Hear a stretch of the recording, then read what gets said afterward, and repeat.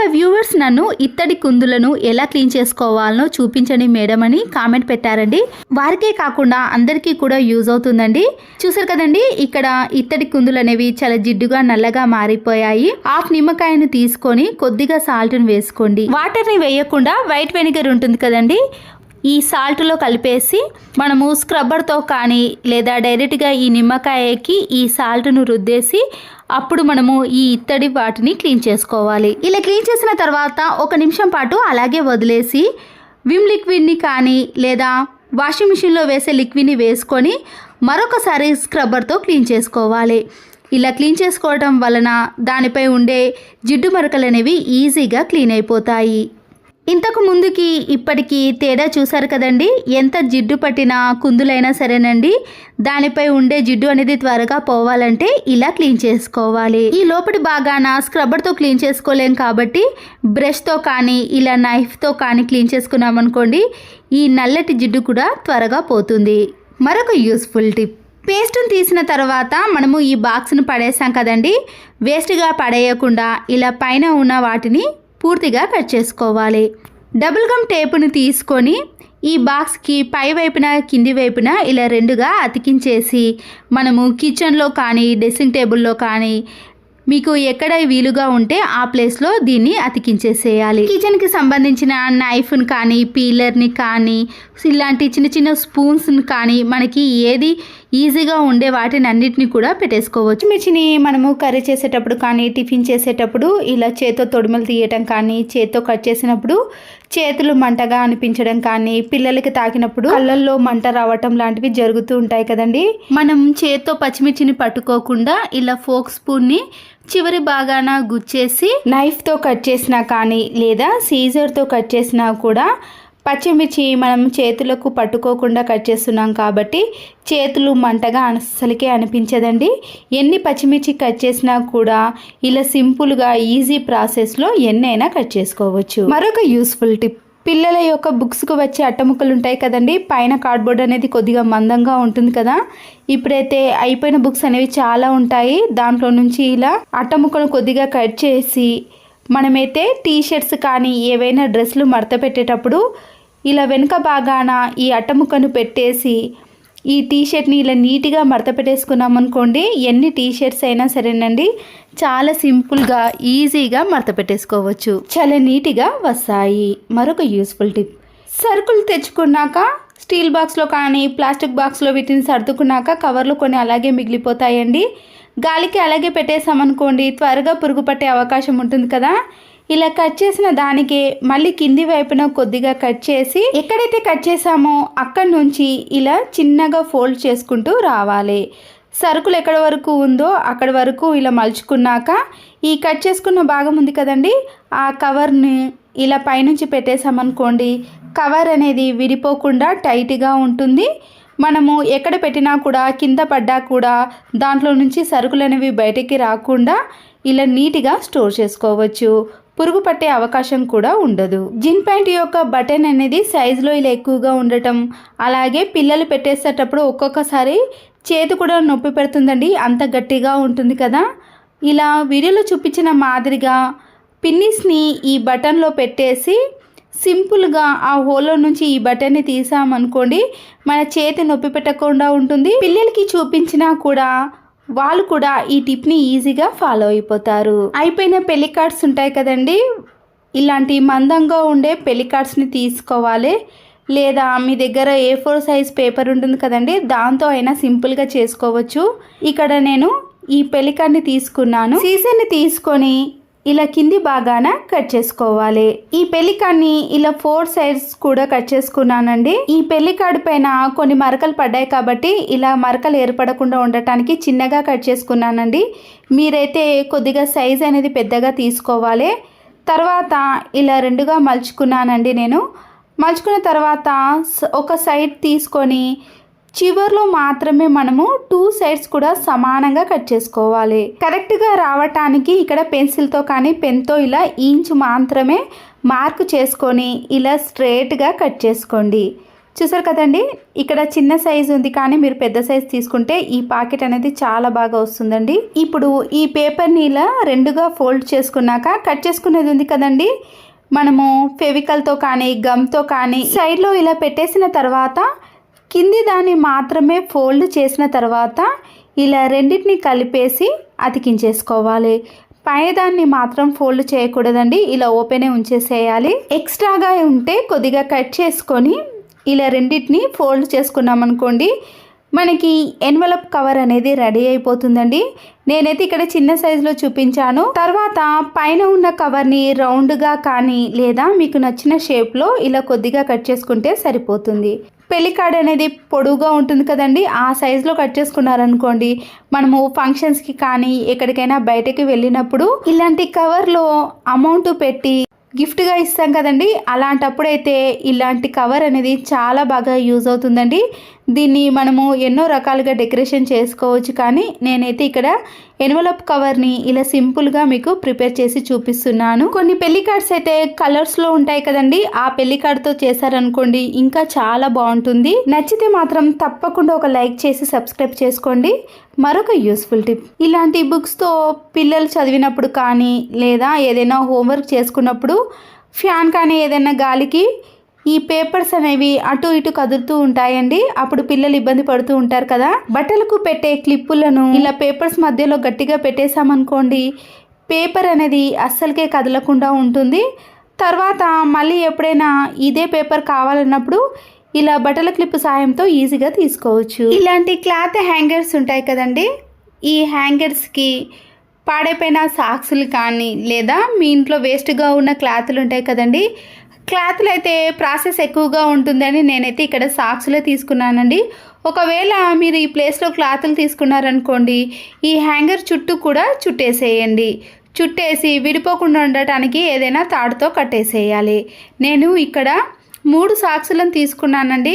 ఇలా 3 వైపులా కూడా ఈ సాక్స్ను పెట్టేసి విడిపోకుండా ఉండటానికి మీరు స్టిచ్చింగ్ కానీ లేదా ఇలా వీడియోలో చూపించిన మాదిరిగా పిన్ పంచుతో పిన్ వేసుకుంటే సరిపోతుంది. ఈ హ్యాంగర్కి ఇలా 3 వైపులా కూడా సాక్స్ను వేసి పిన్ పంచ్ వేసేసిన తర్వాత వైపర్ స్టిక్ కానీ లేదా మాప్ స్టిక్ ఉంటుంది కదండి, ఆ స్టిక్ని ఇలా పైభాగాన పెట్టేసి ఒక తాడుతో గట్టిగా ముడివేసామనుకోండి, ఆ స్టిక్ అనేది కదలకుండా ఉంటుంది. ఇప్పుడు ఈ స్టిక్తో మనము ఫ్యాన్లను ఈజీగా క్లీన్ చేసుకోవచ్చండి. స్టూల్స్ కానీ నిచ్చెన కానీ ఏది వాడకుండా ఇలా ఫ్లోర్ పై నుంచే మనము ఎన్ని ఫ్యాన్స్నైనా ఈజీగా క్లీన్ చేసుకుంటే సరిపోతుంది. ఇలా 2 వైపులా క్లీన్ చేసుకోవటం వలన మన పని అనేది చాలా సులువైపోతుంది. ఇక్కడ ఫ్యాన్ చూపించాను కదండి ఎంత డస్ట్ పట్టిందో. సమ్మర్లో ఎక్కువగా ఫ్యాన్ వాడేసాం కాబట్టి ఇలా డస్ట్ అనేది ఎక్కువగా పట్టింది. మధ్యలో ఇలా పెట్టేసామనుకోండి, పైన ఉన్న డస్ట్ కానీ కింద ఉన్న డస్ట్ అనేది చాలా సింపుల్గా వచ్చేస్తుందండి. చూసారు కదండి సన్నటి డస్ట్ అనేది ఎలా వచ్చేసిందో. ఒక్క ఫ్యాన్ మాత్రమే క్లీన్ చేశానండి, అయినా చూడండి ఎంత డస్ట్ వచ్చిందో. మళ్ళీ మనము దేంతో క్లీన్ చేసుకున్నా కూడా ఇంత బాగా అయితే క్లీన్ కాదండి. తర్వాత మీకు ఇంకొక విధంగా కూడా చూపిస్తున్నాను. ఇలాంటి ప్రాసెస్ అనేది ఏది ఉండకూడదు, సింపుల్గా క్లీన్ చేసుకోవాలి అంటే డస్టర్ మధ్యలో చిన్న హోల్ని చేసి ఈ వైపర్ స్టిక్ని పెట్టేసి ఇలా ఫ్యాన్ రెక్కలను కూడా ఈజీగా క్లీన్ చేసుకోవచ్చు. అయితే ఫ్యాన్ని ఇలా పై భాగాన మాత్రమే క్లీన్ చేసుకుంటామండి, 2 వైపులా క్లీన్ చేసుకోలేం. కానీ డస్ట్ అనేది కింద పడకుండా డస్టర్కే ఇలా పూర్తిగా అతుక్కొని వస్తుందండి. తర్వాత మనం క్లీన్ చేయాల్సిన పని కూడా ఉండదు, ఇలా నీట్గా క్లీన్ చేసుకోవచ్చు ఫ్యాన్స్ని అయితే. పాడైపోయిన బ్రష్లు ఉంటాయి కదండి, కట్ చేసిన తర్వాత వేడి చూపించి ఇలా బ్రష్ని అడ్డంలో అతికించేసానండి. దీనితో మనము ఎన్నో విధాలుగా క్లీన్ చేసుకోవచ్చండి. నేనైతే దీంతో ఇంతకుముందు కిటికీలను క్లీన్ చేసే విధానాన్ని చూపించాను. అయితే సైడ్లో ఇలాంటి స్పేస్ ఉంటుంది కదండి, మనము చీపురు కట్టతో అయితే బాగా క్లీన్ చేయలేకపోతాం, కానీ ఇలాంటి సన్నటి బ్రష్తో మనము చిన్న చిన్న స్పేస్ ఉన్న మధ్యలో ఇలాంటి సహాయంతో క్లీన్ చేసుకున్నాం అనుకోండి, ఎంత సన్నటి డస్ట్ అయినా చాలా సింపుల్గా క్లీన్ చేసుకోవచ్చు. ఇలాంటి చిన్న చిన్న పనులను మనము టీవీ చూస్తూ కూడా హాల్లో కానీ కిచెన్లో కానీ ఇలా క్లీన్ చేసుకున్నాం అనుకోండి, మన పని కూడా చాలా సులువుగా అయిపోతుంది. మరొక యూస్ఫుల్ టిప్, ప్రతిరోజు దేవుడికి దీపారాధన చేసినప్పుడు తులసి కోట దగ్గర దీపారాధన చేస్తాం కదండి, అయితే బయట చేసినప్పుడు గాలికి దీపం అనేది త్వరగా కొండెక్కుతుందండి. దీపారాధన చేసేటప్పుడు ఇలా వత్తికే మనము కర్పూరం బిళ్ళను స్మాష్ చేసి ఆ పొడిని కొద్దిగా వేయాలి. ఇలా చేయటం వలన దీపం అనేది చాలాసేపు ఎక్కువసేపు వెలుగుతుందండి. త్వరగా కొండెక్కకుండా మన అగ్గిపుల్లలు అనేవి కూడా వేస్ట్ కాకుండా ఇలా దీపారాధన చేసుకోవచ్చు. విండోస్ కానీ ఇలాంటి నెట్ డోర్స్ ఉంటాయి కదండి, ఈ జాలిలో సన్నటి డస్ట్ అనేది అలాగే ఉండిపోతుందండి. దీనివల్ల వెంటిలేషన్ కానీ గాలి అనేది చాలా తక్కువగా వస్తుంది కదా. చేతికి సాక్స్ కానీ లేదా ఇలాంటిది ఉన్నప్పుడు చేతికి వేసుకొని విండోస్ ని కానీ ఇలాంటి డోర్స్ ని క్లీన్ చేసుకున్నాం అనుకోండి, డస్ట్ అనేది పూర్తిగా వచ్చేస్తుంది. అప్పుడు ఈ నెట్ డోర్స్ అనేవి చాలా నీట్గా క్లీన్గా కనబడతాయి. నచ్చితే మాత్రం తప్పకుండా లైక్ చేయండి. మరొక యూస్ఫుల్ టిప్, ఆలు ఉంటాయి కదండి, మనము మార్కెట్ నుంచి తెచ్చుకున్న కొన్ని రోజుల తర్వాత ఇలా చిన్న చిన్న మొలకలు అనేవి వచ్చేసాయి, త్వరగా పాడైపోతాయండి. మన ఇంట్లో ఉండే పిల్లలు వాడని ఒక పేపర్ ఉంటుంది కదండి, ఇలాంటి వైట్ పేపర్ని మాత్రమే వేయండి. న్యూస్ పేపర్ వేసామనుకోండి, దాంట్లో అక్షరాలు ఉంటాయి కదా, అవన్నీ కలిసిపోతాయి. అలా కాకుండా ఉండాలంటే ఇలా ఒక వైట్ పేపర్ని చిన్న చిన్న పీసెస్గా కట్ చేసి ఈ ఆలు మధ్యలో వేసామనుకోండి, ఆలులో ఈ చిన్న చిన్న మొలకలు అనేవి త్వరగా రాకుండా చాలా రోజుల పాటు ఫ్రెష్గా ఉంటాయి. ధనియాలను మనము షాప్లో నుంచి తెచ్చిన వెంటనే అలాగే కవర్లో పెట్టేసామనుకోండి, త్వరగా పురుగు పట్టేస్తుంది. లేదంటే కొద్దిగా పెంక పైన వేసి వేయించారనుకోండి, పురుగు పట్టే అవకాశం కూడా ఉండదు. ఒకవేళ మీకు అంత టైం లేనప్పుడు ఇలా పచ్చి ధనియాలలోనే మీరు 2-3 ఘాటైన లవంగాలను కానీ మిరియాలను కానీ వేసి కవర్ని ముడివేసి స్టోర్ చేసుకున్నామనుకోండి, మనకి కావలసిన టైంలో మిక్సీ పట్టుకోవచ్చు. అప్పటి వరకు కూడా పురుగు పట్టకుండా ఉంటుంది. మరొక యూస్ఫుల్ టిప్ని కూడా చూసేయండి. ఇంట్లో చినిగిపోయిన నోట్లు ఉన్నప్పుడు ఈ టిప్ అనేది యూజ్ అవుతుందండి. ఇక్కడ మీకు ఈ నోటిని కొద్దిగా చినిపి చూపిస్తున్నాను చూడండి. పూర్తిగా చినిగిన నోట్లు కానీ లేదా కొద్దిగా చినిగిన నోట్లనైనా మనము ఏదో ఒక పద్ధతిలో వైట్ ప్లాస్టర్ వేసి అతికించినా కూడా అవైతే గుర్తుపడతారు కదా. ఇలా చేశారనుకోండి, ఎంత చినిగిన నోటైనా ఇలా అతిక పెట్టేసామనుకోండి, ఎవ్వరు కూడా గుర్తించకుండా ఉంటారు. ఇంట్లో చిన్నపిల్లలు ఉన్నప్పుడు ఒక్కొక్కసారి వాళ్ళు ఇలాంటి నోట్లను చినిపేశారు కదండి, అలాంటి వారికి కూడా ఈ టిప్ అనేది యూజ్ అవుతుంది. క్యాండిల్ ఇలా కరిగిన తర్వాత కొద్దిగా లిక్విడ్ ఉంటుంది కదండి, చినిగిన ప్లేస్లో ఈ లిక్విడ్ని వేసేయాలి. దీనివల్ల పూర్తిగా చినిగిన నోట్ అనేది అతుక్కుంటుందండి. ఆరిన తర్వాత కూడా మనకి ఇది చినిగిందని అస్సలకే ఏర్పడదు. ప్లాస్టర్ని వేసే గుర్తిస్తారు, కానీ ఇలా క్యాండిల్ పై వచ్చే లిక్విడ్ని వేసామనుకోండి, అసలు నోటు చినిగిందని కూడా ఎవ్వరు గమనించారండి. చూడండి, ఇంతకు ముందే చివరి భాగాన ఇలా కట్ చేశాను కదండి, ఇప్పుడు లిక్విడ్ వేసినాక అసలుకి చినిగింది అన్నట్టు కూడా ఏర్పడదు. అంత నీట్గా ఉంటుందండి. ఎలాంటి నోట్లైనా సరేనండి, ఈ టిప్ని ఫాలో అయ్యారనుకోండి, మన డబ్బులు అనేవి వేస్ట్ కాకుండా మళ్ళీ వీటిని యూజ్ చేసుకోవడానికి కూడా వీలవుతుంది. ఎలాంటి వాషింగ్ మిషన్లో అయినా సరేనండి, 1 స్పూన్ మనం వేసామనుకోండి, ఎలాంటి బట్టలకైనా ఐరన్ అనేది అవసరం ఉండదు. ప్రతిసారి మనము వాషింగ్ మిషన్లో వేసినప్పుడు ఖచ్చితంగా బట్టలు అనేవి కొద్దిగా ముడతలుగా వచ్చేస్తాయి. కానీ ఇది వేయడం వలన ముడతలు కాదు కదండి, మనము ఐరన్ చేసిన మాదిరిగానే బట్టలు అనేవి కనిపిస్తాయి. చూసారు కదండి, నేను ఇక్కడ డైలీ వాష్లో అన్ని రకాల బట్టలను వేశాను. తెల్ల బట్టలను కూడా అన్ని కలిపి కూడా వేశానండి. మీకు ఇక్కడ మరకలు ఉన్న క్లాత్ను కూడా చూపిస్తాను. చూసారు కదండి, ఇప్పుడు దీనిని కూడా వాషింగ్ మిషన్లో వేసానండి.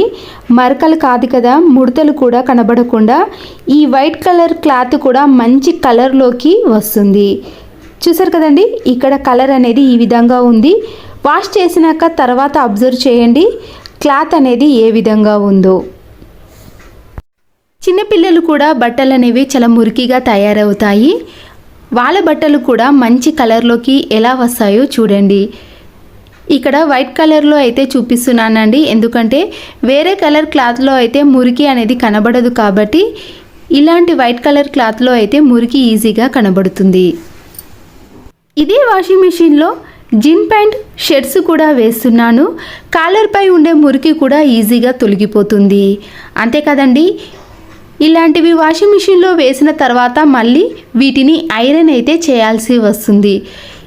శారీస్ని కూడా వేస్తున్నాను. అయితే ఇందులో ఫాల్ అంచులలో మురికి అనేది ఎక్కువగా ఉంటుంది. దీని మురికిని అయితే ఈజీగా పోగొట్టి ఈ శారీ ఎలా ఉందో అలాగే కొత్తగా షైనింగ్లోకి వస్తుంది. వాషింగ్ మిషన్లో ముందుగా ఎలాంటి లిక్విడ్ కానీ సర్ఫ్ కానీ వేసిన తర్వాత 1 స్పూన్ మాత్రం ఈ పౌడర్ని వేస్తున్నాను. ఈ పౌడర్ని నేను డైరెక్ట్గా ఇలా బట్టల పైననే వేస్తున్నానండి. ఒకవేళ మీరు ఇలా కాకుండా లిక్విడ్ వేసిన దాంట్లో కూడా వేసుకోవచ్చు. వాటర్ని స్విచ్ బోర్డ్ని ఆన్ చేసి డైలీ వాష్లో పెట్టుకుంటున్నాను. ఇక్కడ డైలీ వాష్ అనేది 59 మినిట్స్ పాటు వాష్ చేస్తుంది. ఇది పూర్తిగా కంప్లీట్ అయిపోయిన తర్వాత బట్టలు అనేవి ఏ విధంగా ఉన్నాయో చూపిస్తాను. బట్టలు అనేవి పూర్తిగా కంప్లీట్ అయిపోయినాక అవి ఎలా ఉన్నాయో చూడండి. చూసారు కదండి, శారీకి ఉన్న ఫాల్ మార్కలు అయితే ఈజీగా తొలగిపోయాయి. అంతేకాదండి, శారీ కూడా ఎక్కడ ముడతలు లేకుండా ఇలా నీట్గా కొత్త దానిలా ఉంటుంది. జిన్ ప్యాంట్ని కూడా చూపిస్తున్నాను. చూసారు కదండి, అది కూడా ముడతలు లేకుండా నీట్గా ఉంటుంది. కాలర్పై ఉండే మురికి కూడా ఈజీగా తొలగిపోతుంది. ఇలాంటి బట్టలకైతే మనము మళ్ళీ ఐరన్ చేయాల్సిన పని అయితే ఉండదు. తెల్ల బట్టలను కూడా చూపిస్తాను. ఇంతకు ముందు దీనిపై మరకలైతే ఉన్నాయి, ఇప్పుడైతే ఇది ఇలా నీట్గా ఉంటుంది. పిల్లలైనా పెద్దవాళ్ళైనా మరకలు అనేవి తొలగిపోయి బట్టలైతే చాలా నీట్గా ఉంటాయి. బట్టలు అనేవి తెల్లగా మురికిపోవాలన్నా ఐరన్ అవసరం లేదంటే ఈ వాషింగ్ సోడాను వాషింగ్ మిషన్లో వేయాలి. దీని ప్రైస్ అయితే 399 పడింది, కానీ ఆన్లైన్లో ఆఫర్లో మాత్రం 199కే వచ్చింది. ఈ ఒక్క ప్యాకెట్ని 6 to 8 మంత్స్ వరకు యూజ్ చేసుకోవచ్చు. చూసారు కదండి, వాషింగ్ సోడా వల్ల మనకి చాలా రకాల యూజ్ అయితే ఉంది. బట్టలకి ఐరన్ అవసరం లేదు అన్నా, బట్టలు తెల్లగా రావాలన్నా కూడా ఈ టిప్ని అయితే ఫాలో అవ్వండి. ప్లాస్టిక్ బాక్సులు కానీ స్టీల్ బాక్సుల యొక్క మూత అనేది లూజ్గా ఉందనుకోండి, దాంట్లో మనము ఏది స్టోర్ చేసుకున్నా కానీ పురుగు పట్టడం కానీ మెత్తగా తయారవుతాయి. క్లాత్ బ్యాగులు ఉంటాయి కదండి, ఆ క్లాత్ బ్యాగ్ని ఇలా డబ్బా పైన పెట్టేసి మనకి ఎక్కువగా ఉంటే ఇలా సీజర్తో కట్ చేసుకొని అప్పుడు క్యాప్ను పెట్టేసామనుకోండి, దాంట్లోకి గాలి చొరబడకుండా ఉండటం వలన ఏవి మెత్తగా కాకుండా పురుగు పట్టకుండా క్యాప్ అనేది లూజ్గా కాకుండా టైట్గా ఉంటుంది. ఇలా మూత లూజ్గా ఉందని వేస్ట్గా పారేయకుండా ఇలా కూడా మనము యూస్ చేసుకోవచ్చు. కిచెన్లో కూరగాయలను ఏవైనా కట్ చేసినప్పుడు వేస్టేజ్ అంతా కూడా ఇలా పక్కనే ఉంటుందండి. మళ్ళీ దాన్ని క్లీన్ చేయాల్సిన పని కూడా ఏర్పడుతుంది కదా. ఇలా ఏవి కట్ చేసినా కానీ మన ఇంట్లో వేస్ట్గా ఉండే క్యాప్తో జాయింట్ ఉండే ఇలాంటి ప్లాస్టిక్ బాక్సులు ఉంటాయి కదండి, కూరగాయలు తీసుకున్నప్పుడు కానీ ఫ్రూట్స్ తీసుకున్నప్పుడు వస్తుంది. వాటిని మనము ఇలా టేబుల్ కింద కానీ కబోర్డ్స్ కింద పెట్టేసి ఆ వేస్టేజ్ అంతా కూడా దీంట్లోకి వేసేయచ్చు. అప్పుడు మళ్ళీ దీన్ని క్లీన్ చేయాల్సిన పని కూడా ఉండదు. మనకి కిచెన్లో పని అనేది చాలా త్వరగా అయిపోతుంది. మన ఇంట్లో ఉండే చట్నీ డబ్బాలు కానీ కిసాన్ జామ్ బాక్సులు కానీ ఇలాంటి ఫ్లవర్ వాజులు కూడా ఉంటాయి కదా, వాటిని మనము చేత్తో అడుగు భాగాన స్క్రబ్బర్తో క్లీన్ చేయలేకపోతాము. అలాంటప్పుడు ఇలా స్టీల్ స్క్రబ్బర్ని ఈ గాజు సీసాలో వేసి అయస్కాంతంతో ఈ స్టీల్ స్క్రబ్బర్ని మనము ఎలా తింపితే అలా అడుగు భాగాన ఈజీగా క్లీన్ చేస్తుంది. కొన్ని గాజు సీసాలు అనేవి చాలా చిన్నగా ఉంటాయండి, దాంట్లో మనం చేయి పెట్టి స్క్రబ్బర్తో క్లీన్ చేయలేకపోతాం కదా. అలాంటప్పుడు ఇలా స్టీల్ స్క్రబ్బర్ అయస్కాంతం ఉందనుకోండి, ఎలాంటి వాటినైనా చాలా ఈజీగా క్లీన్ చేసుకోవచ్చు. చూడండి, అడుగు భాగాన కూడా చాలా నీట్గా క్లీన్గా అవుతుంది. ఆనియన్స్ని కట్ చేసేటప్పుడు దానిపై ఉండే పొట్టును ఈజీగా రావాలంటే పైన ఉన్న తొక్కను తీసేసి ఇలా నైఫ్తో మధ్యలో ఇలా ఘాట్లు పెట్టుకోవాలి. ఇలా చేయడం వలన దానిపై ఉండే పొట్టు అనేది చాలా ఈజీగా రావటమే కాకుండా మనం కట్ చేయడం కూడా చాలా త్వరగా అయిపోతుంది. ఇలా చిన్న చిన్న పీసెస్గా కట్ అవుతాయి కాబట్టి వేయించడంలో కూడా చాలా త్వరగా వేగిపోతాయి. పిల్లల లంచ్ బ్యాగ్ ఉంటుంది కదండి, మనము ప్రతిసారి దీన్ని వాటర్తో క్లీన్ చేయలేకపోతాం, కానీ ఒక టిష్యూ పేపర్ని తీసుకొని దాంట్లో హాఫ్ని కట్ చేసుకోండి. ఇలా కట్ చేసిన హాఫ్తో లంచ్ బ్యాగ్ని నీట్గా క్లీన్ చేసుకోవాలి. ఇలా అడుగు భాగాన క్లీన్ చేసినప్పుడు దానికి డస్ట్ అనేది చాలా వస్తుందండి. చూసారు కదండి, మనము స్పూన్ కానీ ఇంకేదైనా అందులో వేసినప్పుడు దానికి పూర్తిగా అంటుకుంటుంది. పిల్లల హెల్త్ కూడా పాడవుతుంది.